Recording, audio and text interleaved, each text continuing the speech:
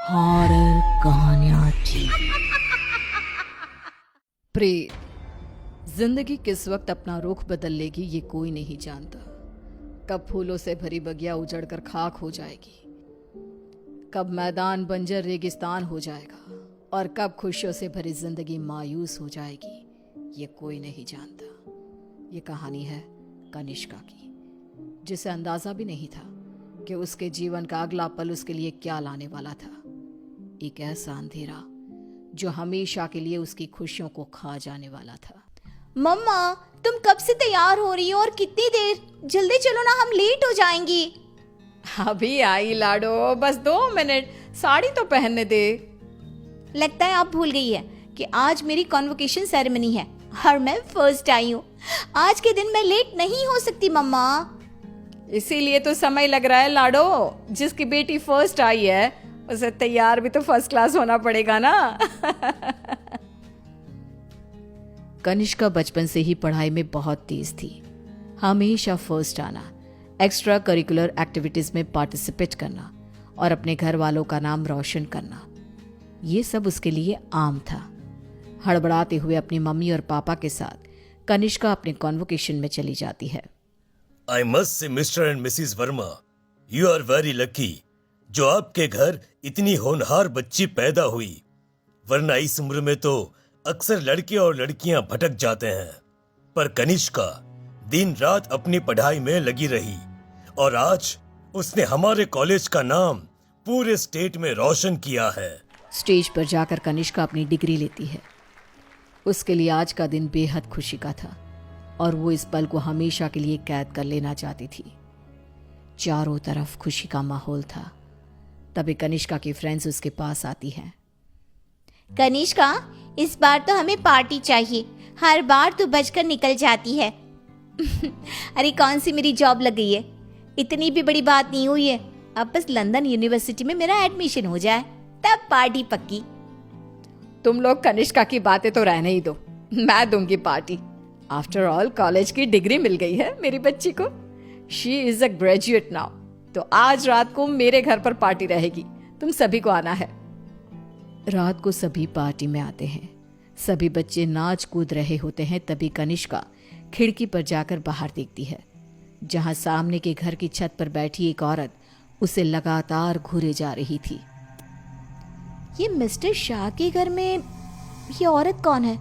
वो तो अकेले रहते हैं। तभी वहां कनिष्का की फ्रेंड आ जाती है। तू यहाँ रात को बाहर तारे देख रही है क्या?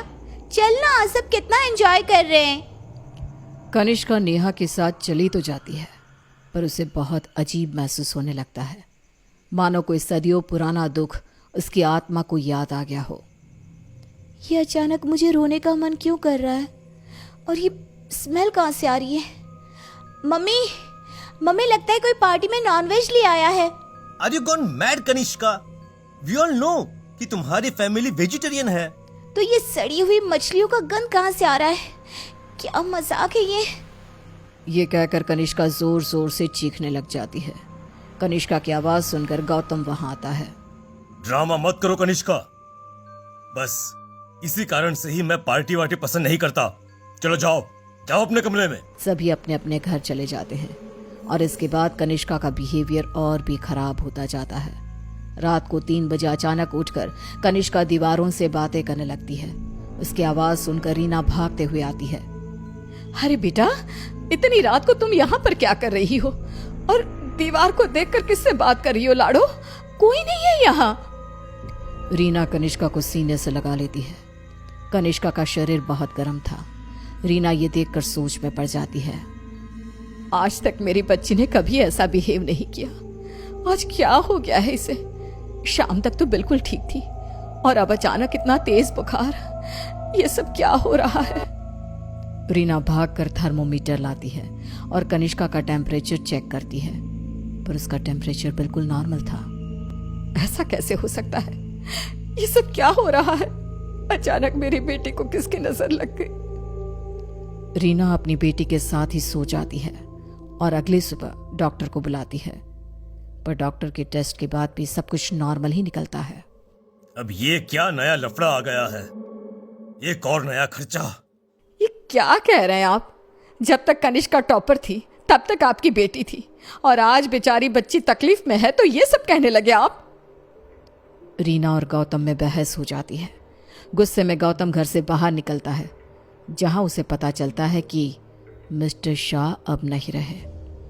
वो घर आकर कनिष्का के पास बैठी रीना को इस बात की खबर देते हैं, जिसे सुनते ही अब तक सोई कनिष्का अचानक मुस्कुराने लगती है और भागती हुई अपनी अलमारी खोलती है और सारे सामान को बाहर बिखेर देती है। क्या ढूंढ रही है बेटा, मुझे बता लाडो। इतने में कनिष्का के हाथ कैंची लग जाती है, जिसे लेकर वो अपने सर के सारे बाल काटने लगती है। मिल गया मम्मा, मिल गया।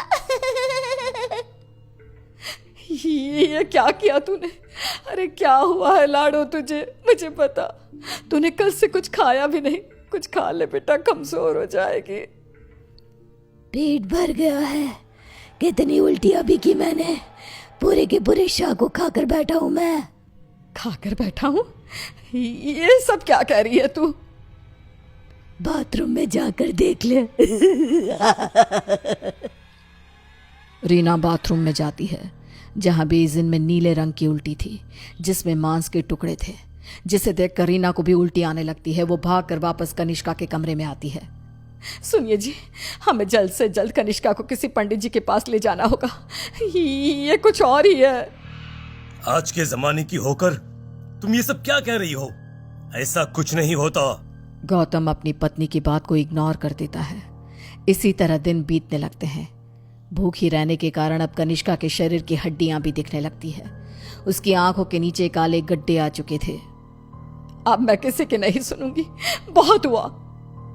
रीना अपनी जान पहचान के एक पंडित जी को अपने घर पर लेकर आती है, जो कनिष्का की हालत देखकर ही समझ जाते हैं।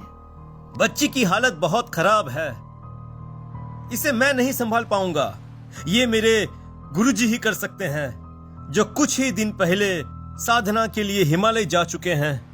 रीना हर तरफ हाथ पैर मारती है कि कहीं कोई रास्ता दिख जाए। फिर उसे घोस्ट कैचर के बारे में पता चलता है।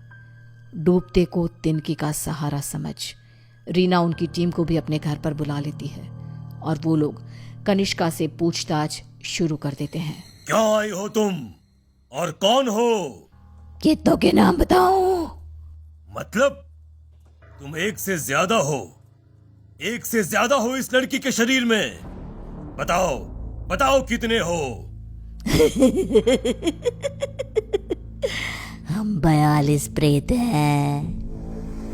कनिष्का की बात सुन वहां मौजूद सब लोग हैरान रह जाते हैं। उसके शरीर में बसे इन प्रेतों को निकालना अब किसी के बस में नहीं रह गया था। उसी शाम कनिष्का की मृत्यु हो जाती है, जिसका सदमा रीना बर्दाश्त नहीं कर पाती और सब कुछ छोड़ अपनी बेटी के साथ हुए इस हादसे के पीछे की वजह का पता लगाने निकल पड़ती है।